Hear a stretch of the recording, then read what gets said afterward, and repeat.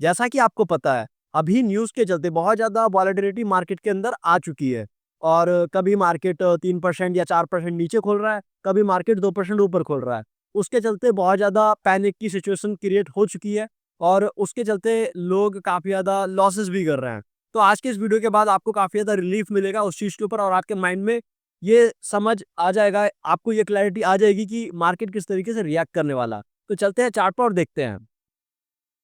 सबसे पहले हम निफ्टी का चार्ट देख लेते हैं। अभी निफ्टी देखिए बहुत ज़्यादा मेजर रोल प्ले करता है क्योंकि अभी यही हमारा एक इंडेक्स है, जिसको देखकर हमें सब कुछ समझ आता है कि मार्केट का अभी क्या ट्रेंड चल रहा है। तो अभी अगर आप निफ्टी को देखोगे, तो जो भी मैंने आपको पुराने वीडियोज़ में और टेलीग्राम पर समझाया था, मैं ऑडियो भेजता रहा था काफ़ी, मतलब हम वीडियोज़ वगैरह नहीं बना रहे थे, तो उसके चलते मैं टेलीग्राम पर वॉइस नोट भेजकर समझाता रहता था कि ये ऐसा होने वाला है, ऐसा होने वाला है। तो एक ये हमारा पहला डिमांड ज़ोन था। इस डिमांड ज़ोन के अंदर देखिए एंट्री मिली थी, यहाँ से काफ़ी अच्छा रिएक्शन देखने के लिए मिला था।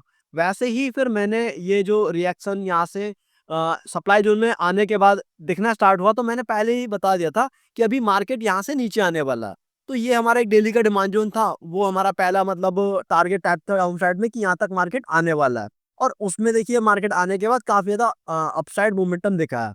अभी यहाँ पर जब मार्केट काफ़ी ज़्यादा ऊपर चल रहा था, तो काफ़ी ज़्यादा पॉजिटिव न्यूज़ आ चुकी थी मार्केट के अंदर और उसके चलते लोग ने काफ़ी ज़्यादा बाइंग भी करी। अभी वहीं एफआईआई, डीआईआई ने प्रॉपर सेलिंग स्टार्ट करी क्योंकि अभी उनको ट्रैप करना था रिटेलर्स को और वो चीज़ें हुई वहाँ से मार्केट काफ़ी ज़्यादा देखिए डाउन साइड मोमेंटम दिखाना स्टार्ट करी और फिर ये एक न्यू डिमांड ज़ोन में अंदर तक आने के बाद एक काफ़ी अच्छा मोमेंटम रिसेंट टाइम में 2-3 दिन में ही देखने के लिए मिला। अभी मैं इसको और ज़्यादा समझा देता हूँ कि देखिए यहाँ से भी ये मोमेंटम मिला, दोबारा से ही क्यों मिला? तो उसके पीछे जो एक रीज़न है ना, मेजर रीज़न, वो है रिलायंस का। अभी रिलायंस का आप चार्ट देखोगे, तो देखिए रिलायंस का जो चार्ट है ना, उसमें एक जो डिमांड ज़ोन था हमारा मंथली टाइम फ्रेम का, और मैं अगर बात करूँ 3 मंथ के टाइम फ्रेम का, जो कि काफ़ी ज़्यादा बड़ा टाइम फ्रेम है और काफ़ी ज़्यादा इंपॉर्टेंट रोल भी प्ले करता है क्योंकि इतना बड़ा टाइम फ्रेम है तो उसका ऑब्वियस सी बात है वहाँ से तगड़ा रिएक्शन देखने के लिए मिलेगा। तो अभी ये मंथली टाइम फ्रेम का डिमांड ज़ोन एंट्री तो देखिए पहले भी दे चुका था, लेकिन वहाँ से इतना अच्छा बाइंग आपको देखने के लिए नहीं मिला था। उसके पीछे रीज़न ये था कि वो ना मतलब एग्ज़ीक्यूशन जो था छोटे टाइम फ्रेम पर, जहाँ पर हम जो एकदम एग्ज़ैक्ट हम बोल सकते हैं कि यहाँ पर सबसे ज़्यादा पेंडिंग ऑर्डर्स रहने वाले हैं, वो हमें नहीं दिख रहे थे। वो पेंडिंग ऑर्डर्स कहाँ दिख रहे थे? यहाँ ये नीचे। तो ये देखिए मैंने अलर्ट लगा के रखा था और टेलीग्राम में भी ये पहले ही अपलोडेड था। तो अभी आप देखिए, क्या हुआ था? ये जो गैप डाउन हुआ था, गैप डाउन होने के चलते ये जो डिमांड ज़ोन है ना, उसमें एंट्री दे दिया निफ्टी और रिलायंस एंट्री दे दिया। अब एंट्री देने के बाद देखिए ऑलमोस्ट ये 1:3 1:4-5 का रिटर्न दे चुका है और मैं अगर टारगेट की बात करूँ ना, तो ऑलमोस्ट यहाँ का टारगेट बन रहा है ये। ये आप एरिया देख सकते हो, ये टारगेट बन रहा है। तो ऑलमोस्ट 1:6 का रिस्क रिवॉर्ड यहाँ पर देखने के लिए आपको मिल जाएगा इस डिमांड ज़ोन के चलते। अभी रिलायंस भी भाग रहा है, उसके चलते निफ्टी भी देखिए काफ़ी ज़्यादा मोमेंटम दिखा रहा है। अभी ये कहाँ तक जा सकता है? ये भी एक सबसे बड़ा क्वेश्चन है। तो देखिए अभी अगर मैं बात करूँ तो ये पुराने लेवल्स को मैं साइड करता हूँ क्योंकि अभी न्यू हम लेवल्स की बात करेंगे। तो देखिए ये जो एरिया दिख रहा है आपके लिए, ये जो आप हाई देख रहे हैं ना निफ्टी का, वो हाई आप एक सप्लाई ज़ोन की तरह कंसीडर कर सकते हैं और उसके साथ-साथ एक ये एक पूरा ज़ोन। हालाँकि देखिए निफ्टी में छोटे-छोटे सप्लाई ज़ोन भी हैं, जिनका अचीवमेंट भी है क्योंकि देखिए ये जो एरिया है ना, ये जो बाइंग है वो इसने ब्रीच करी है। ये कन्फर्मेशन एंट्री भी नहीं है। अगर कन्फर्मेशन एंट्री की बात करूँ मैं, तो ये एक इस तरीके से कि इस एरिया से ही निफ्टी को चलना था, लेकिन ये नीचे आया है। नीचे आने के चलते ये एरिया ब्रीच हो चुका है। तो अभी मैं ये एक्सपेक्ट कर रहा हूँ कि यहाँ से आपको सेलिंग देखने के लिए मिलेगी। तो आने वाले टाइम में आप निफ्टी का टारगेट जो लेवल ये दिख रहा है आपको 23,380 के आसपास, इसको आप मार्क करके रखो। यहाँ तक हमें अभी मोमेंटम दिखेगा और छोटे टाइम फ्रेम की बात करूँ तो 23,000 का लेवल, आप 23,000 का लेवल ले सकते हो। 23,000 का लेवल आपको आने वाले टाइम में बहुत जल्दी देखने के लिए मिल जाएगा। उसके बाद यहाँ से मैं फिर से एक्सपेक्ट करूँगा कि कुछ सेलिंग देखने के लिए मिले। उसके पीछे रीज़न ये है कि ये डेली का लेवल है। अभी जो सेलिंग आपको दिख रही है, तो ये डेली का लेवल या तो कोई डिमांड ज़ोन को ब्रीच करे, ये सप्लाई ज़ोन को ब्रीच करे, जिससे हमें कन्फर्मेशन मिले, या तो फिर ये जो नीचे आपको लेवल दिख रहा है मंथली टाइम फ्रेम का, एक प्राइस लेवल, जिसका कि अचीवमेंट भी काफ़ी अच्छा है और यहाँ तक अगर मार्केट आया था 3 मंथ के टाइम फ्रेम का डिमांड ज़ोन है, जो कि काफ़ी ज़्यादा डिसेंट है और अभी के न्यूज़ को देखते हुए लग रहा है कि हाँ, हो सकता है ये पॉसिबल है। लेकिन हम उतना नहीं सोच रहे हैं, हम उसके लिए प्रिपेयर रहेंगे। लेकिन अभी हमें जो चार्ट पर दिख रहा है, हम उसके अकॉर्डिंग चल रहे हैं। अभी अगर सपोज़ दैट जो मेरा अप्रोच है ना, वो ये है कि अगर ये जो सप्लाई ज़ोन है, अगर ये ब्रीच होता है, तो यहाँ से हम मान सकते हैं कि मार्केट का मोमेंटम चेंज होगा। अभी क्योंकि रिलायंस का भी सपोर्ट है ना हमारे साथ। रिलायंस देखिए काफ़ी डिसेंट, अब रिलायंस में भी यही सेम चीज़ रहेगी।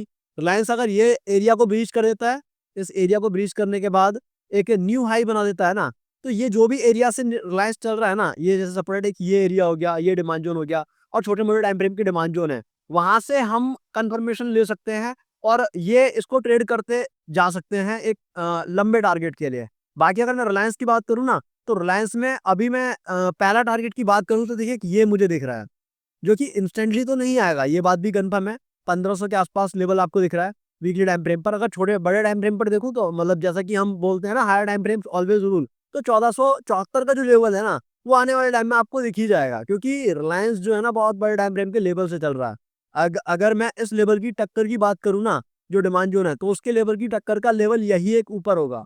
तो रिलायंस हो सकता है कि कुछ टाइम यहाँ पर क्योंकि देखिए ऐसा तो है नहीं इंस्टेंटली डिमांड जोन में आया तो एकदम से पूरा बड़ी-बड़ी कैंडल्स के चलते सप्लाई जोन में डायरेक्ट पहुँच जाएगा। प्राइस का जो एक नेचर होता है ना, वो इस तरीके से होता है कि वो पहले थोड़ा ऊपर जाएगा, फिर नीचे आएगा, फिर ऊपर जाएगा, फिर नीचे जाएगा। तो हम उसी तरीके से एक्सपेक्ट करके रिलायंस में चल सकते हैं एक बड़े टारगेट के लिए। और जिन लोगों ने भी ये एरिया से खरीदा है रिलायंस, तो इसको होल्ड रखो। आई डोंट थिंक कि ये लेवल आपको दोबारा देखने के लिए मिलेगा या नहीं मिलेगा। और मिलता भी है तो देखिए एक ये बैकअप लेवल है हमारा नीचे, तो वो बहुत बड़े टाइम फ्रेम का है। अगर कोई बड़ा क्रैश आता है, कुछ आता है तो वो हमें देखने के लिए मिलेगा। अदरवाइज़ अभी तो मैं एक्सपेक्ट कर रहा हूँ कि रिलायंस यहाँ से काफ़ी अच्छा मोमेंटम दिखाने वाला है, क्योंकि पहला सप्लाई ज़ोन यही है। और भी हम देख लेंगे लेवल्स अदर स्टॉक्स में, क्योंकि रिलायंस ही एक केवल निफ्टी के अंदर वेटेज ही रखता है, और भी स्टॉक्स हैं। तो हम चलते हैं अपनी विमान लिस्ट पे, जिसमें हमारे सारे हाई वेटेज स्टॉक्स हैं और सारे हाई वेटेज सेक्टर्स हैं। तो अगर निफ्टी फाइनेंस की बात करें हम, तो निफ्टी फाइनेंस को आप अगर देखेंगे, तो ये एक डिसेंट से लेवल पे चल रही है और ऑलमोस्ट ऑल टाइम हाई से नीचे आया है। तो कोई मतलब इसमें एज़ सच वो वाली बात नहीं है कि मतलब ये बहुत ज़्यादा पैनिक सेलिंग या किसी सप्लाई ज़ोन के चलते नीचे आया है। अभी लेकिन देखिए यहाँ पर जो आप देखोगे ना, एक जो बहुत ज़्यादा पैनिक वाला चीज़ है ना, वो ये है कि देखिए कितना एकदम अपसाइड, कितना एकदम डाउन साइड। तो ये जो है ना, अभी मैं एक्सपेक्ट कर रहा हूँ कि मार्केट को अगर एक कंसोलिडेट करके मतलब मार्केट को एक अच्छा मूव देना है ना, तो वो कंसोलिडेट करेगा। तो अभी ये निफ्टी फाइनेंस हो गया, कुछ भी हो गया ना, ये कहीं न कहीं ये एरिया में कंसोलिडेट करने वाले हैं, ये दिख रहा है मुझे। ऐसा नहीं है कि यहाँ से ही एकदम इंस्टेंटली ऊपर जाने लगेगा। अभी देखो एक ये लेवल था, काफ़ी डिसेंट लेवल था, यहाँ से छोटे-मोटे टाइम फ्रेम पर ये वर्क किया काफ़ी ज़्यादा अच्छे तरीके से।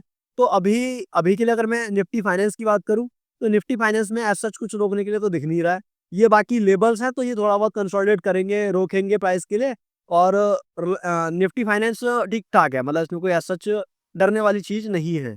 अगर मैं बात करूँ निफ्टी पीएसयू की, जो कि काफ़ी हाई वेटेज रखता है ये भी, क्योंकि अभी रिसेंट टाइम में ये काफ़ी ज़्यादा भागा भी है।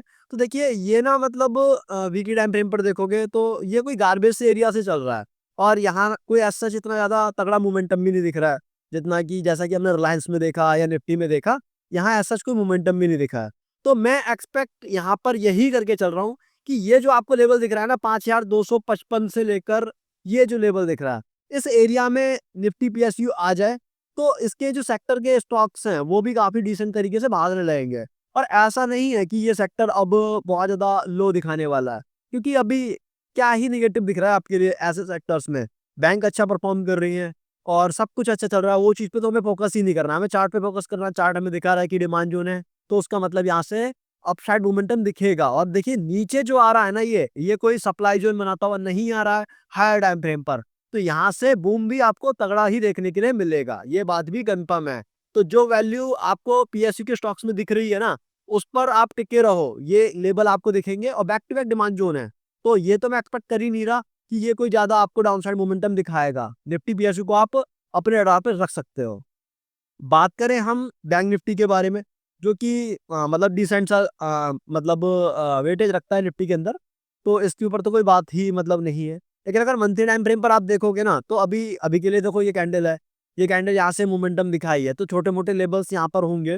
लेकिन बड़े टाइम फ्रेम की मैं बात करूँ ना, तो बड़े टाइम फ्रेम पर बैंक निफ्टी में कुछ खास यहाँ से पहले तो दिख नहीं रहा। ये जो लेवल मैं दिखा रहा हूँ ना आपको, 44,000 के आसपास से। तो ये लेवल के आसपास एक मंथली टाइम फ्रेम का लेवल है जो कि काफी सही है। मतलब ये वाला एरिया अगर कभी हमें इन फ्यूचर दिखता है तो ये बहुत बेस्ट होगा। अदरवाइज अभी की बात करूं मैं छोटे टाइम फ्रेम पर, तो वीकली टाइम फ्रेम पर थोड़े लेवल सही दिख रहे हैं। अभी देखो जैसे ये सप्लाई जोन में था, सप्लाई जोन में आने के बाद यहाँ से देखिए डाउनसाइड मोमेंटम दिखा। तो अभी के लिए अगर जैसे हम इसमें कंफर्मेशन लेवल लें तो एक ये लेवल ले सकते हैं। अगर इस लेवल में प्राइस होल्ड होता है तो यहाँ से हम इसको लॉन्ग कर सकते हैं। बाकी अभी ये देखिए ये लेवल तक तो पहुंचा ही नहीं है। अगर ये लेवल को ब्रीच कर देता है तो ये लेवल फिर एक अपने आप में काफी ज्यादा खास रखेगा पावर। क्यों? क्योंकि देखिए ये एक सप्लाई जोन को ब्रीच कर चुका होगा। तो अभी रिलायंस की मैं बात बैंक निफ्टी की मैं बात करूं तो एक देखिए ये लेवल है ऊपर के लिए, और पहला लेवल तो यही है एक अपने आप में जो कि कंसोलिडेट होके या कुछ भी होके ब्रेक होना चाहिए। और डेली टाइम फ्रेम पर आप देखोगे ना तो डेली टाइम फ्रेम पर एज सच तो कुछ रोकने के लिए यहाँ पर दिख नहीं रहा, तो ये लेवल हो सकता है ब्रीच हो जाएगा। और आपको नियर टर्म में रैली की अगर मैं बात करूँ ना तो ऑलमोस्ट 53,000 के आसपास बैंक निफ्टी लेवल दिखा सकता है। और अगर मैं बात करूँ उसमें एज सच ये मतलब जो भी मैं आपको 53,000 का लेवल बोल रहा हूँ तो वो किस बेसिस पे बोल रहा हूँ उसके मतलब वो कोई ऐसा एक परफेक्ट रीजन नहीं है मेरे पास। क्योंकि अभी बैंक निफ्टी का चार्ट आप देखोगे तो ये कोई अच्छे लेवल से नहीं चल रहा है, ये गार्बेज से एरिया से चल रहा है। अब आप देखो तो ये देखिए क्लियर कट गार्बेज सा एरिया ही है। तो कुछ ऐसा तो दिख नहीं रहा जो इसमें हम इसको ज्यादा पावरफुल माने।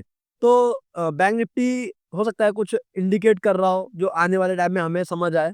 अभी हालांकि बैंक निफ्टी में तो कुछ ऐसा खास दिख नहीं रहा है। जो दिख रहा है ना वो यही दिख रहा है कि यहाँ से ये ब्रेक हो सकता है लेवल, उसके बाद ये एक प्रॉफिट बुकिंग का एरिया दिख रहा है जो कि हो सकता है निफ्टी के साथ भी लिंक्ड अप हो और रिलायंस के साथ लिंक्ड अप हो, तो वहां से हमें वो उस टाइम पर कुछ देखने के लिए मिले। तो अभी के लिए बैंक निफ्टी भी ठीक ठाक दिख रहा है।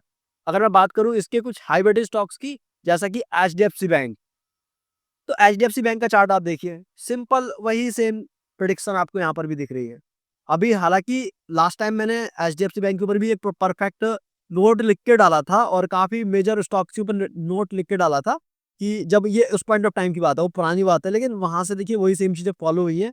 और अभी के लिए अगर मैं बात करूं तो देखिए ये बिल्कुल निफ्टी फाइनेंस की तरह ही दिख रहा है। अगर आप इसको देखेंगे तो हालांकि नीचे रोकने के लिए कुछ नहीं है, ये सब कुछ टेस्टेड एरिया है। अगर यहाँ से कुछ बड़ी कैंडल्स बननी स्टार्ट हुई तो ये एकदम से प्राइस नीचे ही आएगा। और अगर मैं बात करूं जो अभी कुछ दिख रहा है मेरे को स्ट्रक्चर, तो वो स्ट्रक्चर ये दिख रहा है देखिए। आप इसको इस तरीके से मार्क कर सकते हैं, ये एक सप्लाई जोन जैसा स्ट्रक्चर है और ये एक डिमांड जोन जैसा स्ट्रक्चर है। अभी यहाँ पर चल क्या रहा है सिंपल आप देखोगे तो ये देखिए आपको समझ आ जाएगा। ये सप्लाई जोन में प्राइस नीचे आया, इसके बाद यहाँ से प्राइस ऊपर गया, अब ये डिमांड जोन बना, फिर ये प्राइस ऊपर गया, फिर ये सप्लाई जोन के पास अप्रोच किया, फिर ये डिमांड जोन में प्राइस आएगा, फिर ये इस तरीके से कुछ टाइम कंसोलिडेट करेगा। अब ये डाउन साइड के लिए जाए या अप साइड के लिए जाए वो हम उस पॉइंट ऑफ टाइम पर देखेंगे कुछ मेजर स्टॉक्स के साथ। अभी के लिए अगर मैं बात करूँ दूसरे बैंक के बारे में जो कि एसबीआई है ना, तो एसबीआई में देखिए यही लेवल है जो मैंने आपको निफ्टी पीएसयू में दिखाया था। तो ये लेवल पे एसबीआई आपको मिल जाए, सीधा इसको पिक कर लेने का, क्योंकि यहाँ से आपको अपसाइड मोमेंटम दिखेगा डिसेंट। क्यों? क्योंकि सेक्टर का सपोर्ट होगा। और जैसा कि आपको पता है एसबीआई डिसेंट बैंक है तो वो मोमेंटम दिखेगा ही दिखेगा। बात करें हम आईसीआईसीआई बैंक की, तो देखो आईसीआईसीआई बैंक पे भी सेम स्ट्रक्चर वैसा ही दिख रहा है। मंथली टाइम फ्रेम पर देखोगे तो वही सेम स्ट्रक्चर, लेकिन वीकली टाइम फ्रेम पर पिक्चर क्लियर है। यहाँ पर ये एक लेवल दिख रहा है। अब आईसीआईसीआई बैंक को ना इस लेवल का भी सपोर्ट मिला है, मतलब आईसीआईसीआई बैंक को लेवल का सपोर्ट तो मिला ही मिला है। इसके साथ साथ बैंक निफ्टी को भी उस लेवल का सपोर्ट मिलेगा। अगर आईसीआईसीआई बैंक यहाँ पर आता है तो काफी डिसेंट मूव आपको देखने के लिए मिलेगा। और डेली टाइम फ्रेम पर मैं बात करूँ तो ऐसा कुछ भी रोकने के लिए नहीं, प्राइस जो है ऑल टाइम हाई पे ही ऑलमोस्ट हमारा खड़ा है। तो अभी के लिए छोटे टाइम फ्रेम की अगर मैं बात करूँ तो डेली टाइम फ्रेम पर देखिए एक ये भी लेवल है। और जो ऐसे स्टॉक्स होते हैं ना जिनमें ऑल टाइम हाई होता है प्राइस ऑलमोस्ट, तो वहां पर छोटे टाइम फ्रेम के लेवल भी काफी बेस्ट वर्क करते हैं जैसे कि डेली टाइम फ्रेम। तो इसको आप अपने रडार पे रख सकते हैं। और बात करें हम एक्सिस बैंक की, तो देखिए एक्सिस बैंक का चार्ट जो है ना काफी पिट चुका है। रीजन क्या है? रीजन कोई न्यूज ही होगी या कुछ रहा होगा उसके चलते ये सब चीजें आपको देखने के लिए मिली। लेकिन अगर हम इसको देखेंगे ना तो ये 6 मंथ के टाइम फ्रेम की डिमांड जोन से चल रहा है। तो कहीं ना कहीं ये भी सॉलिड ही दिख रहा है मुझे 6 मंथ के टाइम फ्रेम पर। अगर मैं बात करूं मंथली टाइम फ्रेम पर, तो देखिए जो चीजें मैं आपको बैंक निफ्टी के अदर स्टॉक्स में दिखाना चाह रहा हूं, जैसे कि देखिए कुछ भी रोकने के लिए नहीं है ना। ये जैसे ये गार्बेज गार्बेज सा एरिया, तो ये देखिए कहाँ तक एवरेज, ये मतलब कहाँ तक आया प्राइस, काफी डिसेंट सा डाउन मूव देखने के लिए मिल रहा है ना। अगर आप ऊपर से देखना स्टार्ट करेंगे इसको, तो ऑलमोस्ट 1340 1345 से ये स्टॉक ऑलमोस्ट 30% करेक्ट कर चुका है। वही सेम चीज निफ्टी बैंक के और स्टॉक्स में नहीं दिख रही मुझे। रीजन क्या है? रीजन इसमें जो भी यहाँ पर आपको उसके चलते सेलिंग दिखी है, हो सकता है ऐसा कुछ अदर स्टॉक्स में भी हो। और ऐसा हो कि ये एक्सिस बैंक देखिए एक तरीके से बॉटम कर चुका है, और एक तरीके से ये अपने डिमांड जोन जैसे एरिया में, जैसे कि एक ये एरिया है, देखिए अभी ये एरिया मिल जाए तो वो तो हमारे लिए बहुत बेस्ट ही है। और बाकी ये एरिया है कुछ, ये देखिए डेली टाइम फ्रेम पर देखेंगे तो डेली टाइम फ्रेम पर देखिए, अब ऐसे जो एरिया होते हैं ना बड़े टाइम फ्रेम के, उनमें डेली टाइम फ्रेम के एरिया या वीकली टाइम फ्रेम के एरिया भी ना बहुत बेस्ट वर्क करते हैं। रीजन क्या है? रीजन यही है क्योंकि हायर टाइम फ्रेम का सपोर्ट है उन लेवल्स के लिए। तो अभी ये भी देखिए सॉलिड दिख रहा है। और अगर मैं इसकी बात करूं नियर टर्म में टारगेट की, तो देखिए टारगेट मुझे ये आता हुआ दिख रहा है एक्सिस बैंक में, और ये सपोर्ट करेगा हो सकता है बैंक निफ्टी को भी वहां तक जाने में। तो जो हमारा एक्सिस बैंक है वो बेस्ट है। और अगर मैं इसमें री एंट्री की बात करूं कि इसको हम कहाँ से पिक कर सकते हैं, कहाँ से हम एक्सपेक्ट कर सकते हैं कि आपको बाइक देखने के लिए मिलेगी, तो वो एक ये एरिया है, क्योंकि ये वीकली टाइम फ्रेम का लेवल है जो कि एक अचीवमेंट रखता है जिसने कि ऑलमोस्ट वीकली टाइम फ्रेम के सप्लाई जोन को ब्रीच किया है। तो इस एरिया को आप रडार पे रखिए, यहाँ से आपको अगर एंट्री मिलती है तो यहाँ से हम ये वाला टारगेट के लिए एक्सपेक्ट कर सकते हैं। और बाकी यहाँ से अगर ये ब्रेकआउट होता है तो यहाँ से आपको ऊपर का लेवल देखने के लिए मिल सकता है। बात करें हम और स्टॉक्स की जैसे कि कोटक बैंक, तो देखिए कोटक बैंक बिल्कुल सिंपली साइडवेज स्टॉक। अभी इसको आप, अगर मैं मंथली टाइम फ्रेम बात करूँ ना, इसको आपको पोर्टफोलियो पिक करना है कुछ भी करना है, तो आप इसको यहाँ पर ले सकते हो। देखो ये वाला एरिया, ये काफी डिसेंट सा एरिया है। अब ये मैं मार्क कैसे कर रहा हूँ वो देखिए उन लोगों को पता होगा जो वेबिनार वगैरह अटेंड करते रहते हैं हमारे, तो वहां पर हमने वो चीजें बताई भी थी जो कि फ्री वेबिनार थे। और बाकी ये देखिए कोटक बैंक काफी डिसेंट लग रहा है, यहाँ से ऑलमोस्ट ऑल टाइम हाई पे प्राइस है, तो आज सच यहाँ पर टेंशन वाली कोई बात है नहीं। बात करें हम कुछ और सेक्टर्स की, मैं अब ज्यादा स्टॉक्स को पिक नहीं करूंगा क्योंकि वीडियो काफी बड़ा हो जाएगा। तो अभी अगर मैं बात करूं निफ्टी एनर्जी के बारे में, तो निफ्टी एनर्जी में देखिए ये एक लेवल है, लेकिन रिलायंस के चलते ये ऑलरेडी ऊपर से ही चल गया है। तो अगर ये सेटल डाउन होके ये आपको लेवल देखने के लिए मिले तो आप इसको पिक कर सकते हो, बाकी इसको देख सकते हो उस टाइम के अकॉर्डिंग। बात करें हम निफ्टी एफएमसीजी के बारे में, तो निफ्टी एफएमसीजी का देखिए ये मंथली टाइम फ्रेम का लेवल था जो कि काफी डिसेंट सा अपमूव दिखाया है यहाँ से। और अभी अगर मैं इसकी टारगेट की बात करूँ तो देखिए ये एक टारगेट आपको दिख रहा है। बात करें हम निफ्टी ऑटो के बारे में, तो निफ्टी ऑटो देखिए ये लेबल्स मैं प्रॉपर शेयर किया हूँगा टेलीग्राम में भी, और वेबिनार वगैरह में भी मैंने इनके बारे में बताया है कि कैसे हम मार्क कर रहे हैं कैसे नहीं कर रहे हैं। आप क्लियर कट देखिए, ये एक डिमांड जोन था, यहाँ से देखिए अपसाइड मोमेंटम देखने के लिए मिला। ये एक डिमांड जोन था, यहाँ से देखिए अपसाइड मोमेंटम देखने के लिए मिला। अभी चल क्या रहा है? वो चल देखिए यही रहा है ना कि डिमांड जोन में प्राइस आ रहा है अपसाइड से, सप्लाई जोन में प्राइस जा रहा है वहां से नीचे आ रहा है। तो सिंपली देखिए सप्लाई जोन में प्राइस जा रहा है वहां से शॉर्टिंग स्टार्ट कर दो, जहां से डिमांड जोन से प्राइस जा रहा है वहां से बाइंग स्टार्ट कर दो। प्रॉपरली ऐसे जो ट्रेड कर रहा है वैसे ही वो ही पैसा बना पा रहा है। अदरवाइज जो एक मोमेंटम बना के बैठा है, एक व्यू बना के बैठा है कि यहाँ से मार्केट ऊपर ही जाएगा, वो लॉस कर रहा है। तो ऐसा नहीं होता है, आपको बस केवल और केवल चार्ट को फॉलो करना है, जो चार्ट पर दिखाते जा रहे हैं आपको उनको फॉलो करते जाना है। बात करें हम निफ्टी फार्मा के बारे में, जो कि काफी अच्छा चार्ट है। आप देखोगे तो मंथली टाइम फ्रेम के लेवल में ये एंट्री दे चुका है, ऑलमोस्ट 3 मंथ के टाइम फ्रेम का लेवल है। तो ये भी मतलब कहीं ना कहीं एक सही सेक्टर है, जो कि आप इसके स्टॉक्स को देखो जहां आपको एंट्री मिले वहां आप इसको ट्रेड कर सकते हो लॉन्ग के लिए। बात करें हम निफ्टी रियलिटी के बारे में, तो निफ्टी रियलिटी देखिए जैसे ये भागा था ना काफी टाइम तक, और काफी अपसाइड मोमेंटम भी दिखाया था, वैसे ही अब ये नीचे भी आ रहा है। और इसमें मैं अगर बात करूँ ना तो इसमें देखिए नियर टर्म में तो कुछ लेवल दिख नहीं रहे हैं।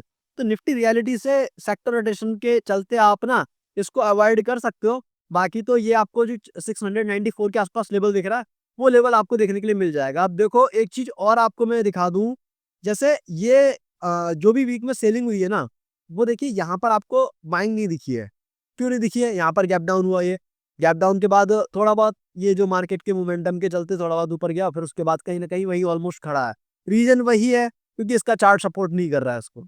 तो मैं वही आपको बता रहा हूँ, अब निफ्टी डिमांड जोन में है, आप निफ्टी रियलिटी के स्टॉक्स को पिक कर लो अपने उसमें पोर्टफोलियो में, तो वो रिटर्न आपको नहीं देंगे, वो लॉस ही देंगे। क्यों? क्योंकि सेक्टर का सपोर्ट उसको नहीं मिला है।